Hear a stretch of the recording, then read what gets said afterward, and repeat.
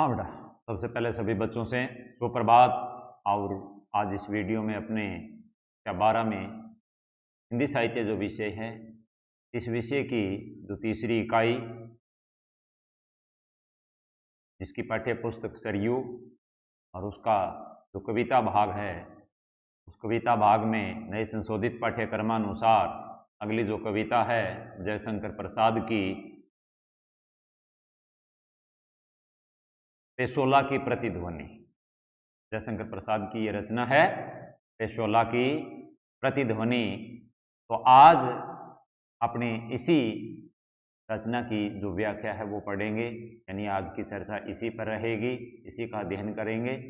लेकिन इससे पहले सभी बच्चों से आग्रह रहेगा कि वे अपनी पाठ्य पुस्तक सरयू में के कविता भाग में से पेशोला की प्रतिध्वनि निकाल करके और मेरे साथ पढ़ें।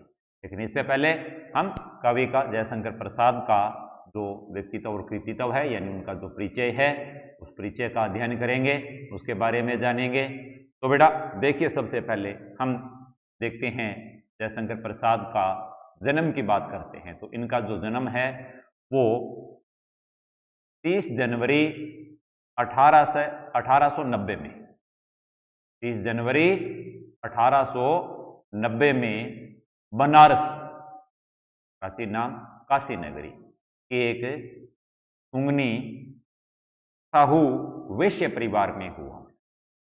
सुंगनी साहू वैश्य परिवार, काशी में 30 जनवरी 1890 में। इनके पिता का नाम देवी प्रसाद और माता का नाम मुन्नी देवी था। पिता का नाम देवी प्रसाद और माता का नाम है मुन्नी देवी था। सबसे बड़ी बात बेटा कि साहित्य जो है, साहित्यिक जो गुण है वो एक तरह से इनको विरासत में मिले हैं। और इसका सबसे बड़ा कारण था कि इनके जो दादा थे, यानी पितामह जो थे, वो भी काव्य प्रेमी थे बेटा, बहुत उच्च श्रेणी के काव्य प्रेमी थे। और इसके बाद जो इनका बचपन यानी बालक जयशंकर प्रसाद पर भी इस बात का, उनके दादा का जो काव्य प्रेम था, उसका प्रभाव पड़ा। इन्होंने क्वीन कॉलेज से 7वीं तक की पढ़ाई की। जब ये 15 वर्ष के हुए तब तक इनके माता पिता का साया इनके सिर से उठ चुका था, यानी इनके माता पिता स्वर्गवास हो गए थे। 17 साल के जब ये थे तब इनके बड़े भाई का भी देहांत हो गया। धीरे धीरे परिस्थितियां थी वो प्रतिकूल इनके होती गई। आगे चल करके स्वयं अध्ययन करके देखिए बेटा, इनके भीतर पढ़ने के प्रति एक ललक थी और उसी ललक के चलते हुए स्व अध्ययन करके इन्होंने हिंदी, उर्दू, संस्कृत और अंग्रेजी का अध्ययन किया स्वयं के द्वारा। इन्होंने व्यापार भी संभाला और व्यापार के साथ साथ साहित्य की सेवा भी की बेटा। इनके 3 विवाह हुए, लेकिन विडंबना ये रही कि तीनों ही पत्नियां इनका साथ छोड़ करके चली गई। साहित्यकार होता है, साहित्यकार के साथ हर किसी की निभनी या उसका साथ निभाना बड़ा कठिन काम होता है, चुनौती भरा होता है, क्योंकि साहित्यकारों की तो सोच ही अलग होती है। फिर आगे चल करके 38 वर्ष की अवस्था में, छोटी उम्र के अंदर, यानी 14 नवंबर 1937 को इनका स्वर्गवास हो। 14 नवंबर 1937 को संसार से ये अलविदा हो गए। लेकिन इस छोटी आयु के अंदर साहित्य जगत के अंदर अपनी अमिट जो छाप है वो छोड़ करके चले गए। युगों के युग बदल गए, लेकिन साहित्यिक दुनिया के अंदर जयशंकर प्रसाद अमर हो गए। अब इनका साहित्यिक परिचय। जयशंकर प्रसाद का जो जीवन था साहित्य के प्रति वो बहुआयामी था, यूं कहे बहुमुखी प्रतिभा के ये धनी थे। गद्य और पद्य दोनों ही क्षेत्रों के अंदर हिंदी की सेवा की है। कहानी, उपन्यास, निबंध, नाटक, समीक्षा। इन गद्यमयी रचनाओं के साथ साथ इन्होंने महाकाव्य, खंड काव्य और गीति काव्य आदि भी रचे हैं। कहानी, उपन्यास, निबंध, नाटक, समीक्षा, इनके साथ साथ इन्होंने खंड काव्य, महाकाव्य और गीति काव्य की भी रचना की है। इनका एक कालजयी महाकाव्य कामायनी, जिसके ऊपर इनको मंगला प्रसाद पुरस्कार भी इनको मिला है। जयशंकर प्रसाद का जो युग रहा है वो छायावाद का रहा है और ये छायावाद के प्रतिनिधि कवि माने जाते हैं। ऐसे 4 नाम आते हैं छायावादी काव्य धारा में: जयशंकर प्रसाद, सुमित्रानंदन पंत, सूर्यकांत त्रिपाठी निराला और महादेवी वर्मा। तो ये छायावादी धारा के प्रमुख रचनाकार माने जाते हैं। विशेषतः ये सौंदर्य और प्रेम के कवि माने गए हैं। मूल रूप से ये सौंदर्य और प्रेम के कवि माने गए हैं। इसके साथ इन्होंने भारत की प्राचीन संस्कृति, इतिहास को बड़े ही प्रभावशाली व ओजस्वी ढंग से काव्य में प्रस्तुत किया है। भारत के अतीत का गौरव और गरिमा का चित्रण इनके साहित्य में प्रचुर मात्रा में मिलता है। राष्ट्र प्रेम, देश प्रेम के साथ साथ ये मानवता के प्रेमी भी ठहरे हैं। ये जो प्रेम की हम बात कर रहे थे, सौंदर्य और प्रेम की, ये प्रेम केवल एक पक्षीय नहीं है। ये प्रेम इनका राष्ट्र के प्रति भी है, समाज के प्रति भी है, मानवता के भी प्रति है। प्रेम का क्षेत्र है बहुत लंबा चौड़ा है इनका। भाषा की अगर बात करें इनकी, तो भाषा संस्कृत निष्ठ, विस्कृत, पूर्णतः शुद्ध है। साहित्यिक भाषा रही है इनकी। इसमें तत्सम शब्दों की भरमार रही है। शुरुआत की जो इनकी रचनाएं थी उनमें अपेक्षाकृत इनकी भाषा सरल रही है। पहले ये ब्रज भाषा में काव्य रचना करते थे, बाद में खड़ी बोली की ओर ये बढ़ने लगे। इनकी शब्दावली में लाक्षणिकता है। ध्वनि सौंदर्य भी इनका अद्वितीय है बेटा। इनके काव्य में ओज, माधुर्य, प्रसाद, तीनों गुणों का जो समन्वय है, ओज, प्रसाद और माधुर्य, इन तीनों गुणों का जो समन्वय है वो भी दिखाई देता है। इनके काव्य में अनुप्रास, उपमा, रूपक, उत्प्रेक्षा, श्लेष, यमक, इनके काव्य में अनुप्रास, उपमा, रूपक, उत्प्रेक्षा, श्लेष व यमक, इन अलंकारों की भरमार भी रही है।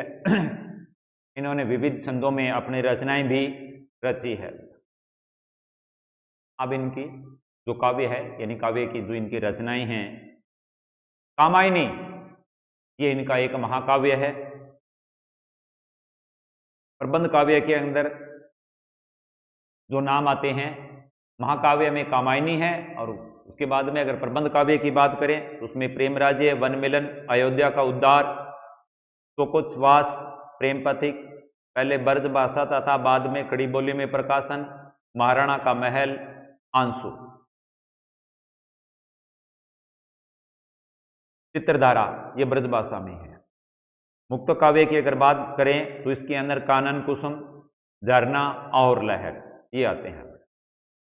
उपन्यासों की अगर बात करें तो इसमें कंकाल, तितली, इरावती, ये इनके अधूरा उपन्यास है।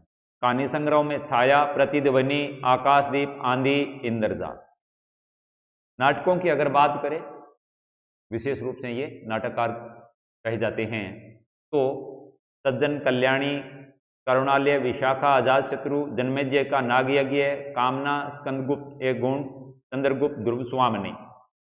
साहित्यिक निबंधों की अगर बात करें तो हिंदी साहित्य का सम्मेलन, सरोज, हिंदी कविता का विकास, प्रकृति सौंदर्य, भक्ति। ऐतिहासिक निबंधों की अगर बात करें तो इसमें सम्राट चंद्रगुप्त मौर्य, फिर उसके बाद में मौर्यों का राज्य परिवर्तन, फिर आर्यवर्त का प्रथम सम्राट, फिर दशराज युद्ध। अगर समीक्षा की बात करें तो उसमें चंपू, कवि और कविता, कविता का रसास्वाद, काव्य और कला, रहस्यवाद, रस, नाटकों में रस का प्रयोग, नाटकों का प्रारंभ, रंगमंच, ये इनकी समीक्षा रही है। तो इस तरह से ये था अब तक जो हमने पढ़ा है वो रचनाकार यानी जयशंकर प्रसाद का साहित्यिक परिचय बेटा। अब हम बात करते हैं बेटा, तो ये पेसोला की प्रतिध्वनि है, मूल पाठ जो है। मूल पाठ में क्या बताया गया है? ये जो पेसोला की प्रतिध्वनि रचना है, ये राष्ट्र प्रेम, देश प्रेम की भावना से पूर्णतः भरी हुई है, यानी ओतप्रोत है। इसमें उदयपुर के अंदर पिछोला जो झील है, पेसोला उसी पिछोला झील को कहा गया है। उस पेसोला यानी पिछोला झील के किनारे खड़े हुए महाराणाओं के महल, उनके झील में यानी उस झील के जल में बने उन महलों के प्रतिबिंब के माध्यम से हमारे देश के जो लोग हैं यानी भारतीय लोगों को बार बार पुकार कर रचनाकार ने अपनी बात कही है, और ये कहा है कि हम आज अपनी पुरानी अस्मिता को, जो मान सम्मान इज्जत है, उसको भूल कर सो गए हैं, एक तरह से भूल गए हैं। हमें पुनः जागना है, जागृति लानी है, इन खंडरों से, इन महलों से, इन प्रतीकों से, इन प्रतिबिंबों से हमें प्रेरणा लेनी है। देश के पुनरुद्धार का भार हमें उठाना है। ऐसे में कवि पूछता है कि वह ऐसा कौन है जो ये कहेगा मैं मेवाड़ हूं यानी मैं महाराणा हूं, और पुनः इसका उद्धार करने का उत्तरदायित्व वहन करेगा। ऐसा व्यक्ति कौन है? कोई दूसरा नहीं है, वो हम ही हैं। हमें ये उत्तरदायित्व वहन करना होगा, हमें इनकी रक्षा की जो जिम्मेवारी है वो लेनी होगी। विचार हमें करना है कि वह मैं ही हूं। तो रचनाकार ने इस मूल पाठ के बारे में यही बात कही है। आगे हम शब्दबद्ध इसकी व्याख्या पढ़ते हैं। देखिए बेटा, आरुण करुण बिंब वह निर्धूम बसम रहित जवलन पिंड। जवलन पिंड मतलब जला हुआ ग्रह नक्षत्र जो है उसको कहा गया है। बसम रहित धुएं से रहित, वह निर्धूम धुएं से रहित, बसम रहित राख से रहित। अरुण सूर्य को, लाल रंग का जो सूर्य होता है। करुण बिंब यानी करुणापूर्ण प्रतिबिंब जो है सूर्य का, उसको लक्ष्य करके कवि कह रहा है पश्चिम दिशा में सूर्य का लाल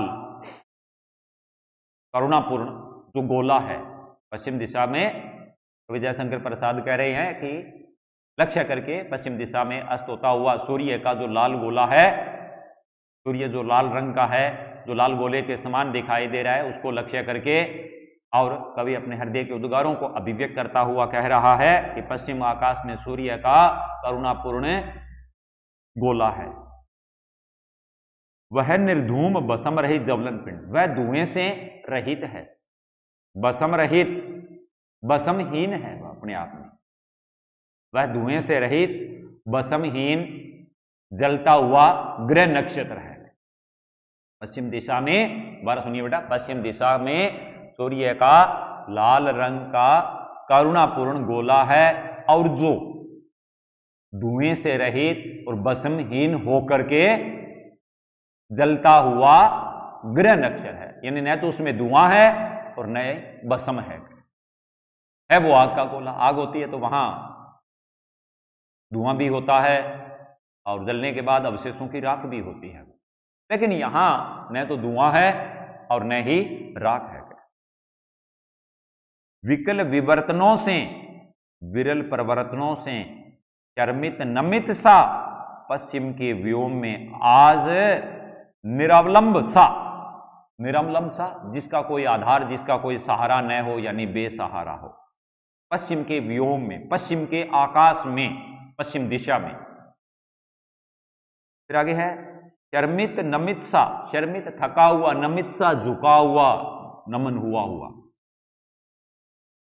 विरल परिवर्तनों से मतलब कम, विरल कम जहां सघन का न हो, विरल परिवर्तनों से, परिवर्तनों से, नवीन आचार विचारों से, यूं कहेंगे बेटा। विकल परिवर्तनों से मतलब चक्रों से, सांसारिक चक्रों से। विरल, विकल, व्याकुल, विवर्तनों से यूं कहेंगे, यहां इसका अर्थ होगा सांसारिक परिवर्तनों। तो आगे कवि कह रहा है कि वह सांसारिक चक्रों से, वह पश्चिम दिशा के अंदर सूर्य का, पश्चिम दिशा के आकाश में सूर्य का करुणापूर्ण लाल गोला है, जो धुएं से रहित, निर्धूम यानी धुएं से रहित व भस्म रहित होकर के, भस्म रहित या भस्महीन जलता हुआ ग्रह नक्षत्र है, जो सांसारिक चक्रों और अन्य परिवर्तन, नवीन आचार विचारों से, वह सांसारिक चक्रों, अन्य नए आचार विचारों से, चर्मित नमित सा, आचार विचारों से थका हुआ, झुका हुआ सा, बेसहारा सा पश्चिम के आकाश में स्थित है। उसकी जो स्थिति है उसका जिक्र किया गया है। अभी आगे कह रहा है कि वह जो सूर्य का गोला है वह सांसारिक चक्रों से तथा नए आचार विचारों से थका हुआ, झुका हुआ और बेसहारा सा पश्चिम आकाश में स्थित है। आहुतियां विश्व की अजस्तर लुटाता रहा, सत सहस्तर करमाला से, करमाला किरणों, वैसे तो कर का मतलब हाथ होता है, लेकिन यहां किरणों का, करमाला किरणों का समूह जो है, तेज ओज बल से वदायता कदम सा, वदायनता का मतलब होता है दानशीलता या उदारता, वदायनता का अर्थ क्या है? उदारता या दानशीलता। आहुतियां विश्व की अजस्तर लुटाता रहा है, हजारों, अजस्तर मतलब हजारों आहुतियां लुटाता रहा है। उसको लक्ष्य करके कवि कह रहा है कि वह अपने हजारों किरणों, अजस्तर हजारों किरणों के हाथों से, कर हाथ, वह अपने हजारों किरणों रूपी हाथों से तेज ओज बल से, तेज शक्ति और ओज की अपार आहुतियां, वह अपने हजारों किरण रूपी हाथों से तेज शक्ति व ओज की अपार आहुतियां निरंतर, तेज की अपार की आहुतियां निरंतर कदम सा उदार और दानशील होकर के विश्व को लुटा रहा है।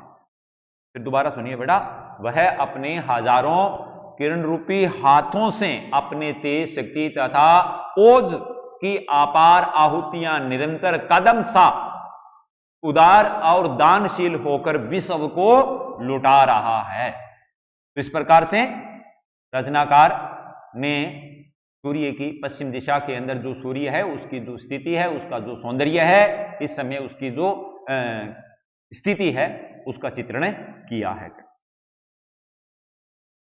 यानी सूर्य है वो उदारता और दानशीलता के फलस्वरूप ही क्या करता है? विश्व को तेज है, ओज है और बल है वो प्रदान करता है। तो यहाँ भाषा तत्सम, तद्भव, संस्कृतनिष्ठ और खड़ी बोली रही है।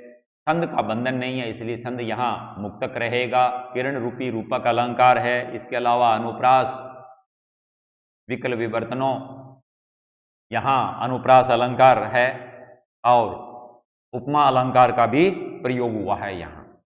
फिर आगे देखिए बेटा, पेशोला की उर्मियां, पेशोला की उर्मियां हैं शांत घनी छाया में। पश्चिम दिशा में आकाश में सूर्य अस्त हो रहा है और उर्मियां है शांत घनी छाया में, तट तरु है चित्रित तरल चित्रसारी। तरल चित्रसारी यानी जो चित्रशाला है उसमें तरल चित्रों की बात कही गई है। पेशोला की उर्मियां, उर्मियों का मतलब क्या है? लहरें। पेशोला की झील के जल के ऊपर की जो लहरें हैं। घनी छाया, गहरी छाया, तट तरु, तट किनारा, किनारे पर खड़े हुए जो पेड़ हैं उनके लिए, चित्रसारी यानी चित्रशाला। कवि आगे कह रहा है कि पेशोला की उर्मियां हैं शांत घनी छाया।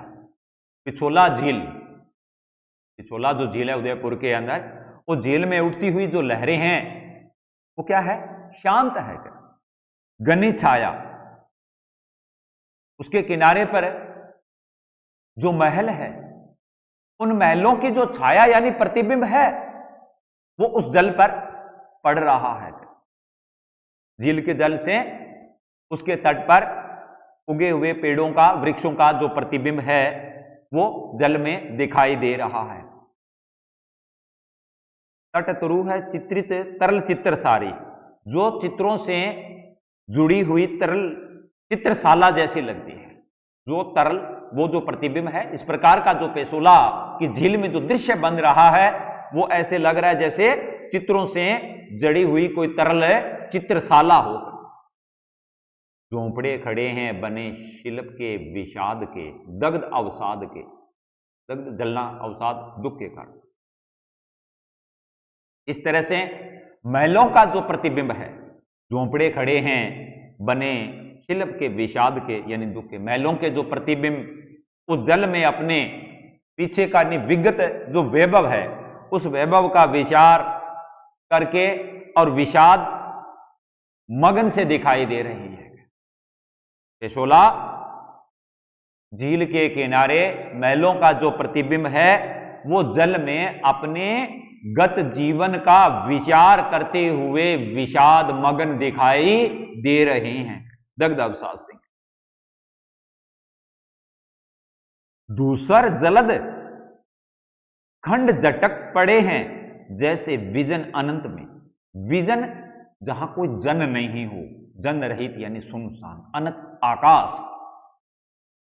विजन जन से रहित सुनसान जगह, अनंत जिसका कोई अंत न हो, यानी यहां आकाश के लिए है। जलद खंड बादलों के टुकड़े बड़ा जटक पड़े हैं, बादलों के टुकड़े। आगे कवि कह रहा है कि वे वीरान आकाश में धूसर धूल के रंग के बादलों के टुकड़े जैसे प्रतीत हो रहे हैं। जो महल है इस समय पुराने पड़ चुके हुए जो महल हैं वे वीरान आकाश में यानी सुनसान आकाश में धूल के रंगों के बादलों के टुकड़ों के समान लग रही हैं।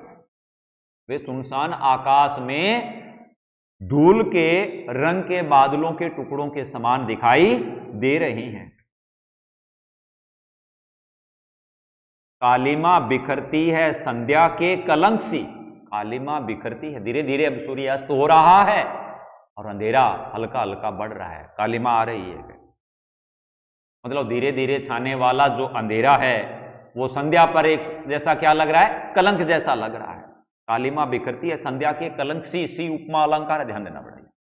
तो धीरे धीरे इस प्रकार, धीरे धीरे इस तरह से वहां जो अंधेरा है वो संध्या पर लगे कलंक के जैसा लग रहा है।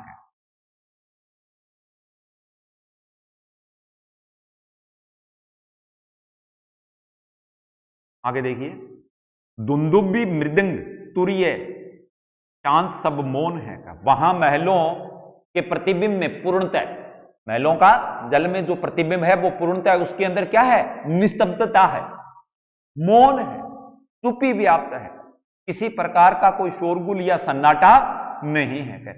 उनकी इसी निस्तब्धता को लेकर के कवि कह रहा है दुंदुबी, ये वाद्य यंत्र है बेटा, पहले राजतंत्र में इनका प्रयोग किया जाता था। पहले की तरह कवि कह रहा है वहां जो महल है, महलों के प्रतिबिंब में पूर्णतः निस्तब्धता व्याप्त है और पहले की तरह नगाड़े हैं, दुंदुबी है, नगाड़े, मृदंग, तुरई आदि बाजों की कोई आवाज भी वहां सुनाई नहीं दे रही है। इस प्रकार से वहां पूर्णतः मौन व्याप्त है, निस्तब्धता व्याप्त है। ये वाद्य यंत्र है बेटा, दुंदुबी, मृदंग, तुरीय सब शांत है, चारों ओर शांति व्याप्त है, सन्नाटा है, मौन व्याप्त है। फिर भी पुकार सी है गूंज रही व्योम में, कौन लेगा भार ये कौन विचलेगा नहीं कर। फिर भी पुकार सी गूंज रही है व्योम में। कवि आगे कह रहा है कि सायंकाल का इस प्रकार से धीरे धीरे अंधकार बढ़ता जा रहा है, सूर्यास्त हो चुका है, अंधेरा बढ़ गया है, सूर्यास्त हो चुका है। झील के आसपास पूर्णतः क्या छाई हुई है? शांति छाई हुई है।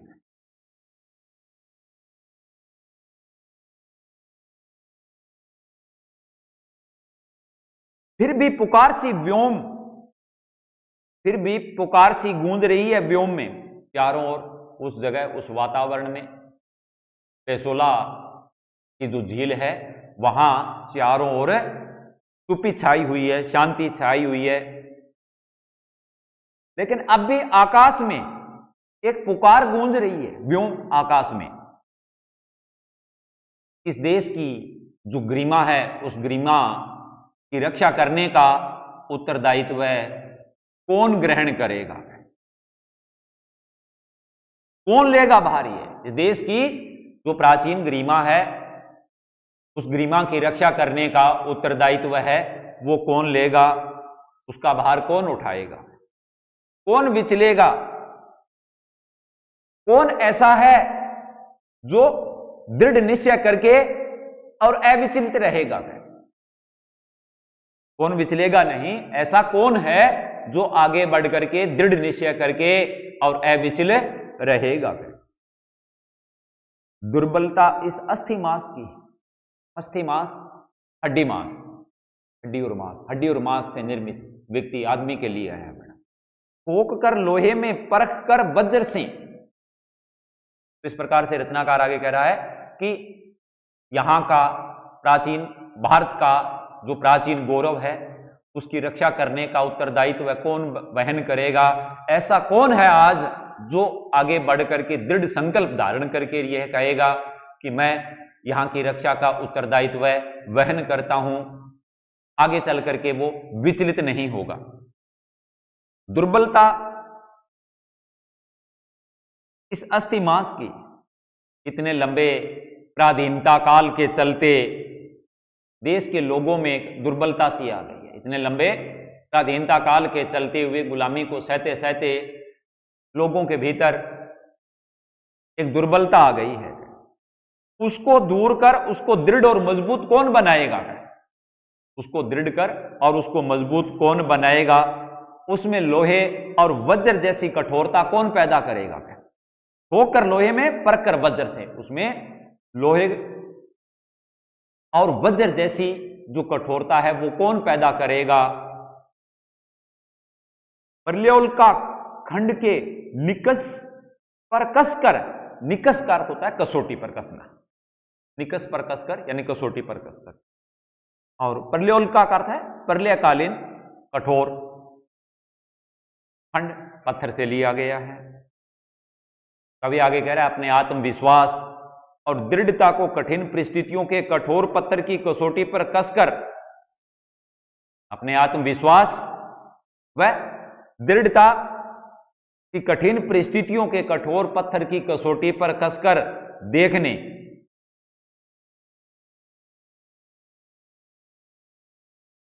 कसकर चूर्ण अस्थिपुंज सा हंसेगा अट्ठास कौन है? चूर्ण अस्थिपुंज, अस्थिपुंज ये हड्डियों से निर्मित जो पुंज है, व्यक्ति है, मनुष्य है, इसके लिए। पर कसकर लोगों के मन में चूर चूर हो चुकी स्वदेश और संस्कृति की प्रेम की भावना को पुनः जगाकर विजय के उत्साह में हमें कौन मुक्त हास्य करेगा?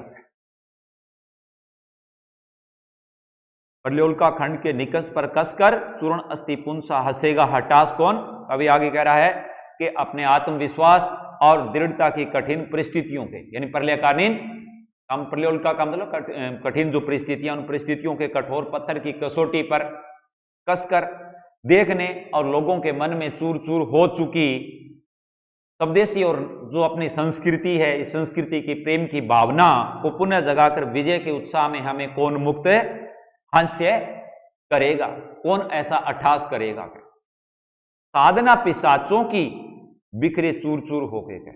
इसमें साधना पिशाचों की, राक्षसों की, पिशाचों का मतलब राक्षसों की, इस वीर पुरुष की प्रबल चूर चूर होके धुली सी उड़ेगी किस दृप्त फुतकार, फुतकार दृप्त का मतलब होता है प्रबल और फुतकार का मतलब फुपकार, किस वीर की प्रबल फुपकार के सामने देश के अहित में लगे नर पिशाचों के जो प्रयास है, राक्षसी जो प्रयास है, वो ढोल के सामने उड़ जाएंगे। इस प्रकार से कवि आगे कह रहा है कि वीरों की प्रबल जो फुफकार है, यानी जो फुकार है, उसके सामने देश का बुरा करने में लगे हुए नर पिशाच जो है, उन नर पिशाचों की जो कोशिश है, प्रयास है, वो धूल के समान उड़ जाएंगे। इस प्रकार से कवि ने इसकी व्याख्या में देश का जो गौरव है, अतीत का जो गौरव है, और आगे चल करके इसका जो उत्तरदायित्व वहन करना है, उसके संदर्भ में अपनी बात कह रहा है बेटा। तो इस वीडियो में इतना ही, और आगे की जो व्याख्या है वो अगली वीडियो में करेंगे। तब तक के लिए धन्यवाद।